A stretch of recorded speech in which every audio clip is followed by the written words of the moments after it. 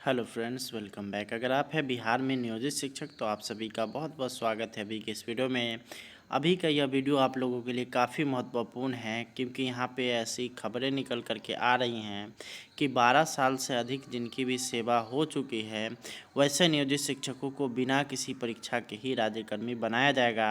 और यहाँ पे उनको सक्षमता परीक्षा से छुट्टी यहाँ पे मिलेगी।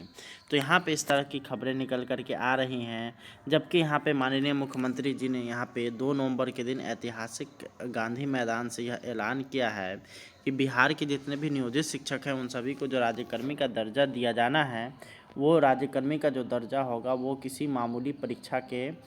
यहाँ पे अगर बात करेगा तो उनके द्वारा बात किया गया है कि किसी मामूली परीक्षा के आधार पर ही उनको जो है राज्यकर्मी का दर्जा दिया जाएगा। और इसको लेकर के यहाँ पे बिहार बोर्ड के द्वारा तैयारी शुरू की गई थी। लेकिन अभी अगर बात करिएगा वर्तमान समय में तो यहाँ पे आप लोगों को पता ही है कि अभी नियोजित शिक्षकों का नियमावली आया ही नहीं है और न ही यहाँ पे किसी भी तरह का कोई भी परीक्षा से रिलेटेड कोई भी जानकारी निकल कर के आ रही है। तो उसके बाद यहाँ पे कयास लगाया जा रहा है कि वैसे नियोजित शिक्षक जिनके जो है यहाँ पे 12 साल से अधिक की सेवा हो गई है वो सभी नियोजित शिक्षक जो है उन सभी को बिना किसी परीक्षा के ही राज्यकर्मी का दर्जा दे दिया जाएगा। अब आइए इसके विषय में हम लोग थोड़ा और डिटेल्स में जानते हैं और समझते हैं कि यहाँ पे इसकी शुरुआत किस तरह से हुई है, क्यों कहा जा रहा है कि यहाँ पे 12 साल से अधिक सेवा वाले नियोजित शिक्षक हैं उन सभी को राज्यकर्मी बनाया जाएगा। तो सबसे पहले हम लोग बात कर लेते हैं विशिष्ट शिक्षक नियमावली की। तो पहली बार विशिष्ट शिक्षक नियमावली आप लोगों के बीच जो आया वो आया था आप लोग का 11 अक्टूबर 2023 को, और उसी दिन यहाँ पे घोषणा की गई थी कि बिहार के जितने भी शिक्षक हैं उन सभी को जो है यहाँ पे एक सक्षमता परीक्षा से होकर के गुजरना होगा।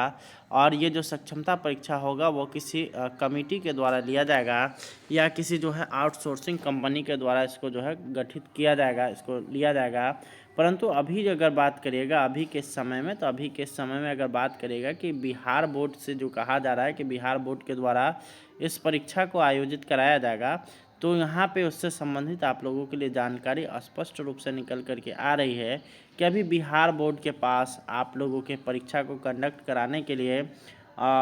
किसी भी तरह का कोई भी यहाँ पे समय नहीं बच रहा है। जी हाँ, आप लोगों के लिए स्पष्ट अगर बात करिएगा तो अभी के अगर समय की अगर बात करते हैं तो अभी के इस समय में वर्तमान समय में आप सभी का जो परीक्षा होना है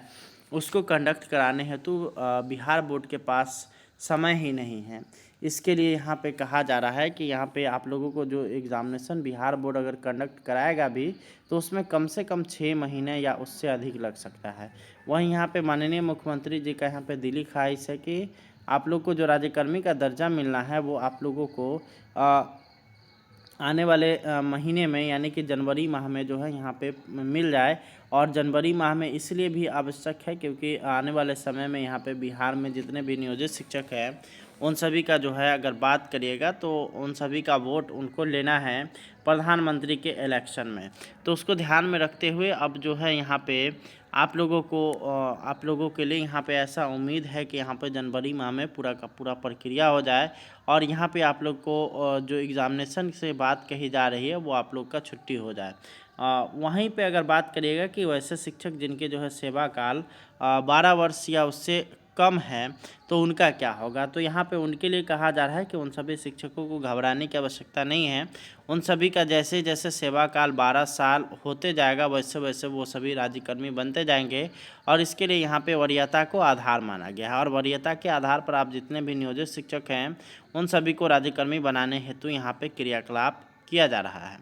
तो यहाँ पे आप लोगों के लिए ये महत्वपूर्ण चीज़ है कि यहाँ पे बिहार के नियोजित शिक्षक अब जो है बिना परीक्षा के ही राज्यकर्मी बन सकते हैं। अब आइए इसको हम लोग थोड़ा प्रैक्टिकली समझते हैं। ये जो खबर निकल करके आया वो मैंने आपको बताया, अब इसको ज़रा प्रैक्टिकली यहाँ पे समझा जाए किस तरह से यहाँ पे आप लोगों को परीक्षा के आधार पर या बिना परीक्षा के आधार पर यहाँ पे आप लोग को राज्यकर्मी का दर्जा मिल सकता है। तो वहीं सबसे पहले हम लोग बात कर लेते हैं कि बिना परीक्षा के आधार पर आप लोग को किस तरीके से आप लोग को राज्यकर्मी का दर्जा मिल सकता है और इसके लिए सरकार क्या उपाय कर सकती है। तो सबसे पहले यहाँ पे जो बात आता है कि आप लोगों ने विभिन्न विभागों में देखा होगा कि अनुभव के आधार पर यहाँ पे प्रमोशन होता है। तो जैसे कि आप लोग को पता ही है कि अनुभव के आधार पर प्रमोशन होता है, तो उसी तरह से बिहार सरकार भी यहाँ पे एक समय तय सीमा जो है उसको तय करेगी और उनका जिनका जिनका जो है यहाँ पे 12 वर्ष या उससे अधिक का समय हो चुका है उन सभी को जो है यहाँ पे राज्यकर्मी का दर्जा दे दे, जैसा कि अन्य विभागों में भी होता आ रहा है। उसी को ये फॉलो करेगी और आने वाले समय में ये एक ट्रेंड बन जाएगा। और जैसे जैसे सेवा जिनकी जिनकी भी सेवा यहाँ पे 12 वर्ष या उससे अधिक होती जाएगी, वैसे वैसे वो सभी शिक्षक जो हैं वो जो है राज्यकर्मी बनते हुए चले जाएंगे और इसके लिए उनको किसी भी परीक्षा से गुजरना नहीं होगा। दूसरा जो चीज़ यहाँ पे उन लोगों के लिए कहा जा रहा है जो कि परीक्षा नहीं देना चाह रहे हैं और उसको लेकर के जो तर्क दिया जा रहा है उसमें यहाँ पे ये भी बताया जा रहा है कि उन शिक्षकों ने जिनकी सेवा 12 वर्ष या उससे अधिक हो चुका है, या तो वो जो है यहाँ पे दक्षता परीक्षा पास हैं। और दक्षता परीक्षा का जो आयोजन किया गया था वो बिहार सरकार के द्वारा ही किया गया था और बिहार सरकार के द्वारा जो है बिहार सरकार का शिक्षा विभाग ने SCRT को ये जिम्मा सौंपा था, जिसमें SCRT के द्वारा जो है इस परीक्षा को कंडक्ट कराया गया था। और ये जो कंडक्ट हुआ था उसमें बिहार के जितने भी शिक्षक अभी वर्तमान में मौजूद है उन सभी में से जिनकी